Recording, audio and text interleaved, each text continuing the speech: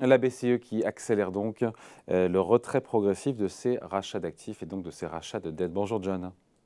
Bonjour John David. Plassard pour la Banque Mirabeau. Donc le QE de la BCE va se terminer plus rapidement que prévu, plus vite que prévu. Si j'ai bien compris, à la fin de l'été, toute fin de l'été, fin du troisième trimestre, la BCE n'achètera plus rien. On peut dire qu'elle maintient une ligne dure face à l'inflation, parce qu'on se dit qu'entre le péril de l'inflation et le péril de la récession, en tout cas du ralentissement prononcé de la croissance, hier la BCE a fait son choix. Oui, tout à fait, clairement. Mais il faut rappeler une chose, c'est que donc Christine Lagarde a annoncé que l'APP, vous l'avez dit, le QE, donc l'assouplissement quantitatif qui a été mis en place en 2014, prendrait fin au troisième trimestre au lieu de 2023. Donc ça, c'est déjà important. Mais il faut aussi rappeler qu'elle a abandonné la formulation selon laquelle les taux pourraient être plus bas qu'actuellement. Donc ça, c'est important parce que de facto, les taux vont monter. Avant, on était dans une situation où potentiellement, si on tournait en crise, les taux allaient baisser. Mais là, on dit de facto que, en fait, les taux vont monter à un moment ou à un autre. Alors, ça paraît évidemment logique, mais vous savez, dans les formulations des banques centrales, c'est très important de le noter. Alors, évidemment, elle a pris le choix de la gravité de l'inflation qu'on a en zone euro. Il faut se rappeler qu'avant la crise ukrainienne, et on peut en parler après, David, mais avant la crise ukrainienne, lors de la dernière réunion de la Banque centrale européenne, et on en avait parlé ensemble, elle avait donné rendez-vous au 2 mars. Le 2 mars, on a eu la publication des chiffres de l'inflation en zone euro pour le mois de février, donc Plus rien à voir avec l'Ukraine, 5,8%.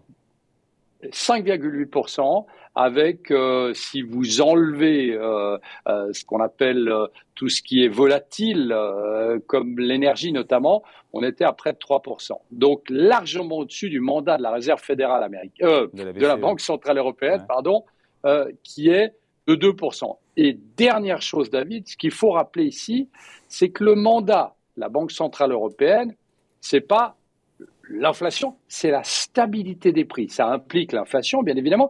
Qu'est-ce que ça veut dire? Ça veut dire que si vous avez des prix de l'inflation qui montent, comme on le voit tous les jours, eh bien, ce n'est pas une stabilité des prix. C'est-à-dire que si vous étiez, par exemple, à 3% et que ça restait à 3%, eh bien, on pourrait le gérer. Mais là, la stabilité des prix n'est pas assurée. Et c'est pour ça que Christine Lagarde a retourné littéralement sa veste en se focalisant sur son Ouais. mandat, qui est, comme je viens de le dire, Donc, la stabilité des prix. donc, John, si je résume, le programme PEP, programme d'urgence pandémique, ça, en mars, c'est terminé, ça s'était acté. L'APP, le QE qui existait depuis maintenant plusieurs années, il se termine à la fin de l'été. Et Oui, fin du ensuite, troisième trimestre. voilà. Et donc, pour moi, la seule nouveauté, la deuxième nouveauté, c'est que cette sortie ne sera pas automatiquement suivie par une hausse des taux directeurs. On avait compris jusqu'à présent que ce serait le cas. Là, aujourd'hui, elle dit en gros qu'elle pourrait repousser cette première hausse de taux, qui sont très flexibles. Il l'a rappelé, le gouverneur de la Banque de France, d'ailleurs, ce matin, sur BFM, François Villeroy de Galhau. Une première hausse de taux fin 2022, rien n'est acquis. Non, rien n'est acquis. C'est évidemment les chiffres de l'inflation qui vont parler, puisqu'ils ont dit, comme on dit en anglais, être data dépendants, c'est-à-dire dépendants des statistiques économiques. Mais il faut rappeler, puisqu'on l'a dit avant, c'est qu'on est à 5,8%, David, qui n'inclut pas du tout les dernières hausses qu'on a eues sur les prix de l'énergie, sur les prix à la pompe, sur le prix de l'alimentaire, sur les prix des matières premières et sur les prix aussi, notamment des loyers. Qu'est-ce que ça veut dire? Ça veut dire que vous allez avoir, dans les chiffres qui vont être publiés début avril, rien que pour le mois de mars, vous allez avoir encore une progression.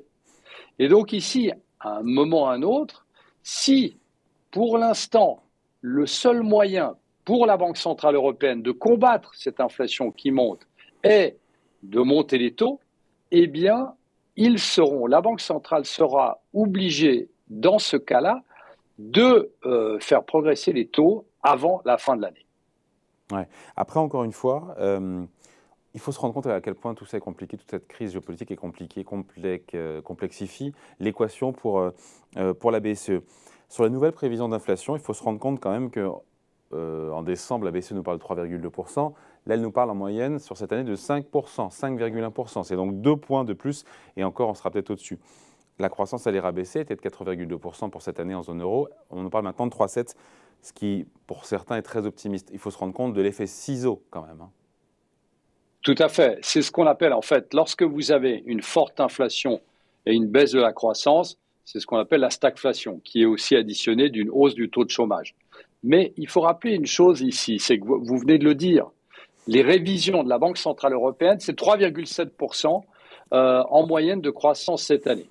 Ce matin, je ne suis pas en train de dire qu'ils ont raison, mais je parle des deux zones. Les États-Unis, Goldman Sachs a baissé, la banque américaine a baissé ses estimations de croissance pour 2022 à 1,75%. Qu'est-ce que ça veut dire? Ça veut dire que selon les projections, je ne dis pas que l'un ou l'autre a raison, mais vous avez un décalage complet alors qu'on sait très bien que c'est la zone euro qui va être plus impliquée que les États-Unis. Donc il y a un problème d'un côté ou de l'autre sur ces estimations de croissance. Et David, on sait très bien que l'inflation, et vous en avez parlé souvent, on sait très bien que l'inflation a un lien direct avec la croissance économique. Vous savez, ce qui se passe aujourd'hui avec la crise ukrainienne, vous allez avoir de facto les prix des denrées alimentaires qui vont monter en mars. Et donc, ça va être répercuté dans les chiffres d'avril. Donc, vous êtes dans une situation où, qu'on le veuille ou non, avec la hausse du prix à la pompe, etc., vous avez la consommation des ménages qui est évidemment impactée. Qu'est-ce que ça veut dire? Ça veut dire que vous êtes dans une nouvelle situation où, en pariant sur 3,7% de croissance, eh bien, c'est très optimiste et c'est parier sur une résolution de la crise qu'on a et de la guerre qu'il y a en Ukraine très rapide et évidemment qui va prévoir que demain il puisse y avoir un accord. Et donc, on est ici dans un choix cornélien qui, d'un côté, nous met dans une situation où on a l'impression que la Banque centrale européenne est en train, évidemment, de suivre ce qu'elle a dit avant au niveau de son mandat, c'est-à-dire la stabilité des prix. Et d'un autre côté, on pourrait aussi imaginer que, en fait, la Banque centrale européenne est en retard sur ses prévisions et c'est pour ça qu'elle a changé de discours. Vous savez, c'est ce qu'on appelle être en retard sur la courbe, être behind the curve en anglais, où en fait, on se dit qu'il n'y a plus rien à faire et qu'on panique et qu'on est obligé de changer d'estimation et que de toute manière, on sera en retard. Au final, on se dit quoi? Parce que c'est compliqué, parce que est-ce que, au final, c'est pas favorable à l'économie ce que nous fait la BCE, même si elle dit qu'elle pourra repousser un petit peu ses hausses de taux, elle coupe le robinet, c'est normal vu l'inflation. On comprend que les marchés sont un petit peu mal digérés, sans drame non plus, encore une fois. Ces messages qui sont moins favorables à l'économie. Oui, vous avez tout à fait raison. C'est-à-dire qu'on l'a vu hier. C'est-à-dire que ce qu'on arrive mal à maîtriser, c'est qu'on a eu deux chocs distincts. La sortie, évidemment, du Covid, ce qui a augmenté la demande, les goulets d'étranglement, etc., ce qui avait déjà propulsé l'énergie, les matériaux et l'alimentaire à des niveaux quasi records. Et d'un autre côté, vous avez la crise ukrainienne. Donc vous avez deux chocs. C'est pas comme ça pouvait l'être précédemment. On a vraiment deux chocs distincts.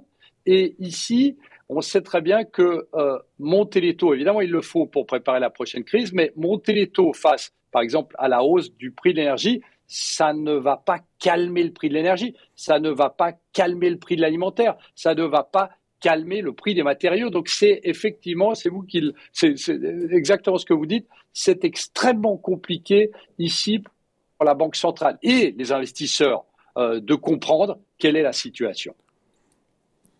Allez, merci beaucoup. Merci John Plassard pour la Banque Mirabeau. Salut. Merci.